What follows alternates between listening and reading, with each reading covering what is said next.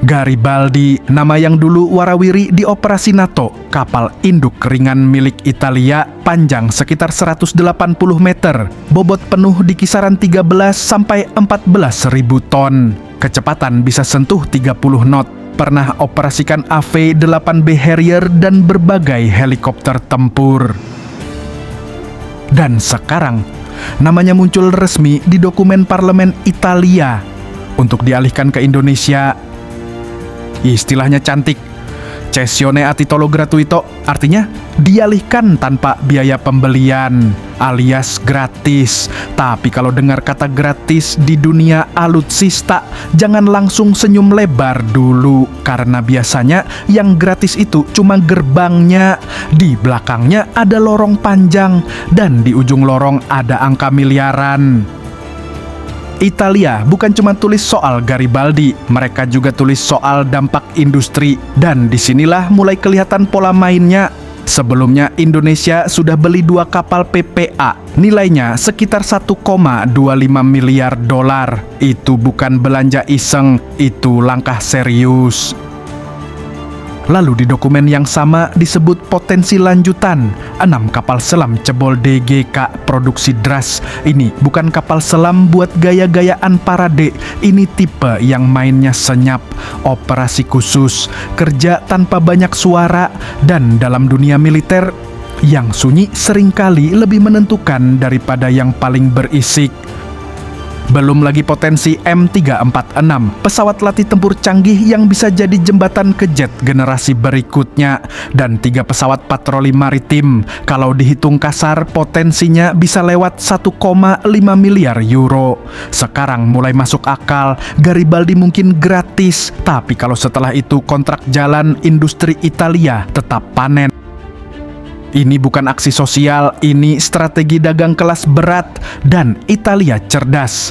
Daripada Garibaldi pensiun pelan-pelan dan jadi beban biaya, lebih baik dijadikan pintu masuk kerjasama besar dengan negara yang lagi serius modernisasi militernya. Sekarang dari sisi Indonesia, apakah ini berarti Indonesia langsung mendominasi kekuatan laut kawasan? Tenang dulu, Garibaldi bukan kapal induk monster 60.000 ton. Ini kapal induk ringan, bukan simbol supremasi global, tapi sebagai laboratorium pengalaman, sebagai sekolah terapung untuk doktrin karir.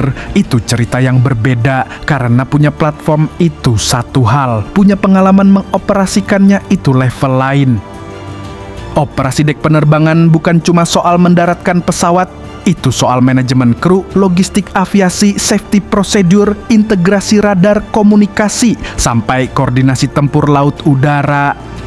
Itu ilmu mahal dan tidak bisa dibeli instan. Dan jangan lupa, yang bikin alis naik bukan cuma dek penerbangannya, tapi potensi paket di belakangnya. Kalau 6 kapal selam DRAS benar-benar masuk, itu artinya ada fokus serius ke operasi bawah permukaan. Dan di kawasan yang makin ramai, unjuk gigi yang bergerak diam justru sering paling menentukan. Sementara sebagian negara masih sibuk adu klaim dan adu headline, dokumen resmi Eropa sudah menyebut potensi kontrak bernilai miliaran dengan Indonesia. Ini bukan euforia, ini membaca arah angin. Garibaldi itu simbol bahwa Indonesia dilihat sebagai mitra serius, bukan pembeli coba-coba, bukan pasar lewat.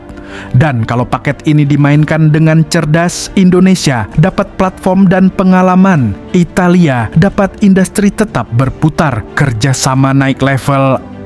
Win-win bisa jadi.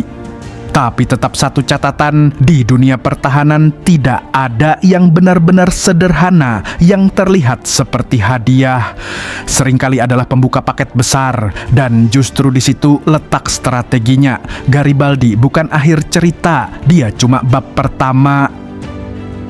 Pertanyaannya bukan lagi kita dapat apa secara simbolik, tapi sejauh mana ini dimanfaatkan untuk loncatan berikutnya.